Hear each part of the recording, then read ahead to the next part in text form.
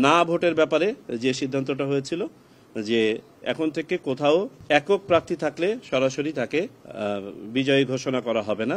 আসন্ন ত্রয়োদশ জাতীয় সংসদ নির্বাচনকে সামনে রেখে গণপ্রতিনিধিত্ব আদেশ বা আরপিও সংশোধনের একগুচ্ছ প্রস্তাব চূড়ান্ত করেছে নির্বাচন কমিশন।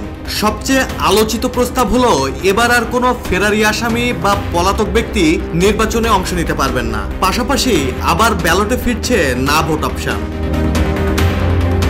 ৫ আগস্টের গণঅভ্যুত্থানের পর ক্ষমতাচ্যুত আওয়ামী সরকারের অনেক নেতামন্ত্রী বর্তমানে দেশ ছেড়েছেন বা আত্মগোপনে আছেন। আন্তর্জাতিক অপরাধ ট্রাইব্যুনাল কর্তৃক ফেরারি ঘোষিত এসব ব্যক্তি ইসির এই প্রস্তাব অনুমোদন পেলে ভোটে অযোগ্য বিবেচিত হবেন। RICL TMX, যুগের পর যুগ স্থাপনা থাকে মজবুত। এছাড়া আরপিওতে আনা হয়েছে একাধিক যুগান্তকারী পরিবর্তন। একক প্রার্থী থাকলে বিনা প্রতিদ্বন্দ্বিতায় নির্বাচিত হওয়ার বিধান বাতিল করে যুক্ত করা হয়েছে না ভোট। এর ফলে ভোটাররা একক প্রার্থীকে প্রত্যাখ্যান করার সুযোগ পাবেন। কোনো আসনে অনিয়ম হলে পুরো আসনের ভোট বাতিল করার ক্ষমতা পাচ্ছে ইসি। প্রার্থীদের জামানত 20,000 টাকা থেকে বাড়িয়ে 50,000 টাকা করার প্রস্তাব করা হয়েছে। জামানতের অর্থ পরিমাণ ছিল 20,000 টাকা, এটাকে বাড়িয়ে 50,000 টাকা করা। গুরুত্বপূর্ণ একটি পরিবর্তন হলো ইভিএম সংক্রান্ত সকল বিধান বিলুপ্ত করার প্রস্তাব দিয়েছে ইসি। অর্থাৎ আগামী নির্বাচনে ইভিএম ব্যবহার হচ্ছে না।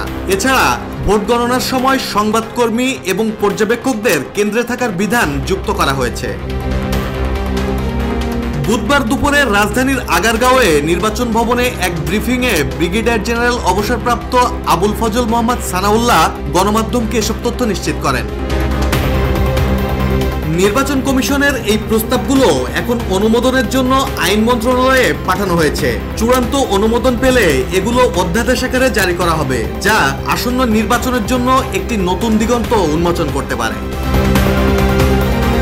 ডেস্ক রিপোর্ট, জয় জয় দিন।